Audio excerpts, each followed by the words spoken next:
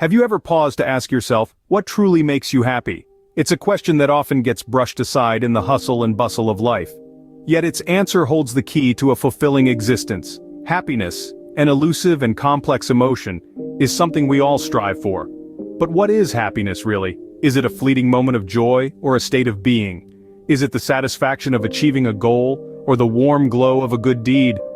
The truth is, there's no one-size-fits-all definition. Happiness is as unique as we are. And here's a common misconception. Many of us equate happiness with material wealth or success.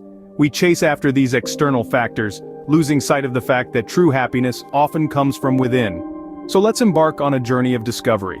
Let's delve into this happiness enigma. Diving into the science of happiness may help us understand how to cultivate it. Happiness, rather than being a vague, unattainable concept, can actually be studied scientifically. And that's exactly what researchers have been doing for decades. They've been delving into the intricate world of our minds, trying to unravel the mystery of what makes us happy. And you know what they've found? It's not as complicated as you might think. First off, let's talk about genetics. It's true, our genes do play a role in our happiness. Some of us might be naturally more cheerful or more resilient than others. But that's just one piece of the puzzle. Genetics only account for about 50% of our happiness. So what about the other half? Well, life circumstances come into play. This includes factors like income, marital status, and health. But again, these only make up about 10% of our overall happiness. Surprising, isn't it? We often associate happiness with wealth or success, but science tells us otherwise. That leaves around 40% of our happiness unaccounted for. And this is where things get really interesting. This portion of our happiness is determined by our intentional activities, our actions and choices. This is the part of our happiness that we have direct control over. Whether it's choosing to spend time with loved ones, engaging in activities we enjoy, or practicing mindfulness and gratitude.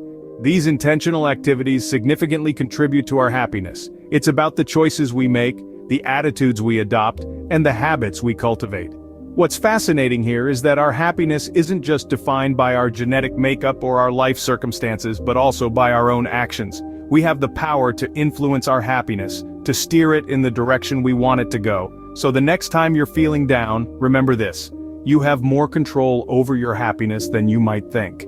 It's not just about the cards you've been dealt, but also about how you play them. As it turns out, our actions and choices have a significant impact on our happiness. With research insights in hand, we can now talk about a formula for happiness.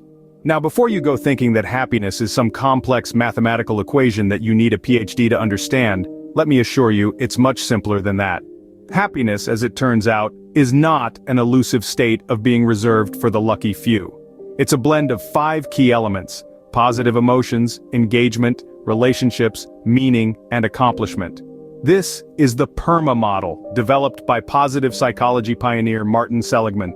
Let's start with positive emotions. These are the feelings that make life worth living: joy, gratitude, serenity, interest, hope, pride, amusement, inspiration, awe, love. These emotions are the sunshine in our lives, turning even the most mundane moments into something special. Next, we have engagement. This is about being fully absorbed in our activities, losing ourselves in the flow of the moment. It's that sense of losing track of time because you're so immersed in what you're doing. Whether it's painting, playing an instrument, or solving a puzzle, engagement is about finding joy in the journey, not just the destination.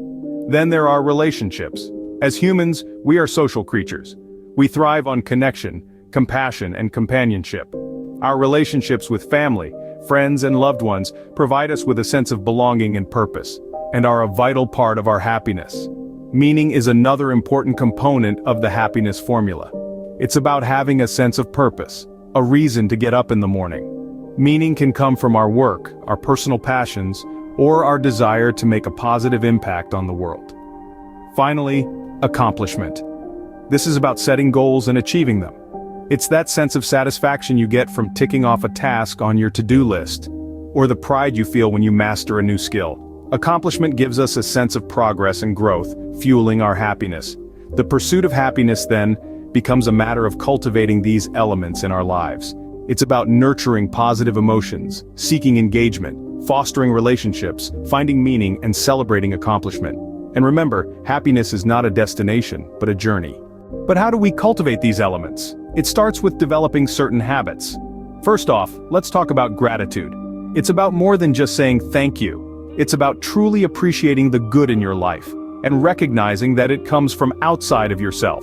It's about acknowledging the contributions of others to your well-being. This practice of gratitude has been linked to increased happiness, improved health, and stronger relationships.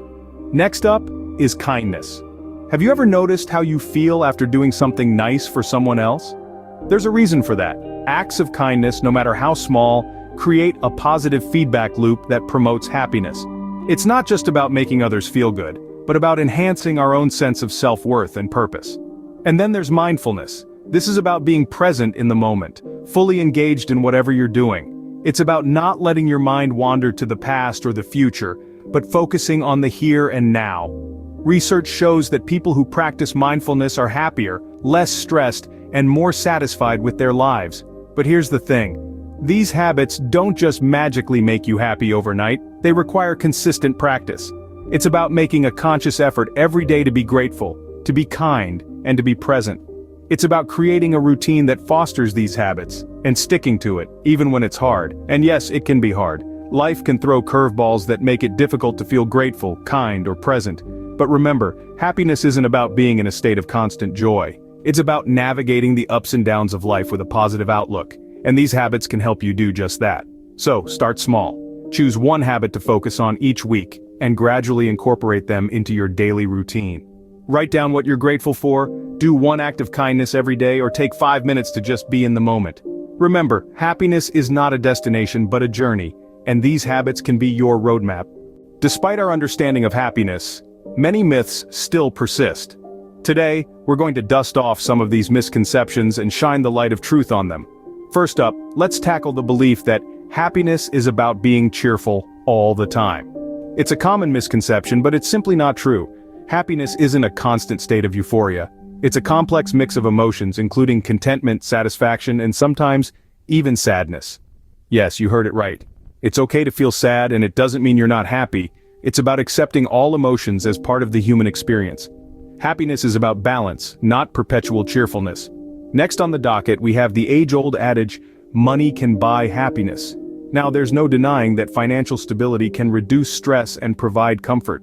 However, studies have shown that after a certain income level, typically around $75,000 a year, additional money has very little impact on daily happiness. True happiness comes from intangible things like relationships, passions, and personal growth, not from a hefty bank account. A third myth whispers, happiness comes with age. While it's true that as we age, we can become more content and less stressed, it doesn't mean that happiness is an exclusive club for the old. Happiness is not age-dependent, it's attitude-dependent. You can find happiness at any age if you're open to it. Lastly, let's debunk the myth. You either have happiness or you don't. Happiness is not a finite resource or a genetic lottery. It's a skill that can be cultivated and a journey that evolves over time. Everyone has the capacity to increase their happiness levels. Busting these myths allows us to approach happiness from a more realistic and attainable perspective. Understanding the true nature of happiness helps us see it's not a destination but a process. It's not about chasing a dream but about enjoying the journey. And most importantly, it reminds us that happiness is always within our reach. Now, equipped with all this knowledge, the challenge is to apply it. Happiness, as we've discovered, isn't a destination but a journey, a process of continual growth and self-discovery. So, how do we start this journey? It begins with small steps. Consider setting aside a few precious minutes each day to cultivate gratitude. Acknowledge the little things that bring you joy, perhaps the morning sun, a warm cup of coffee, or a friendly smile. Next, try to incorporate mindfulness into your daily routine. It could be as simple as focusing on your breath for a few moments, or truly savoring a meal. These practices, while seemingly small, can have profound effects on your overall sense of well-being. We've unpacked the science of happiness, debunked myths, and explored habits that promote joy. Now it's your turn to put this knowledge into practice. Remember, happiness is not about having a perfect life, but about appreciating the life you have.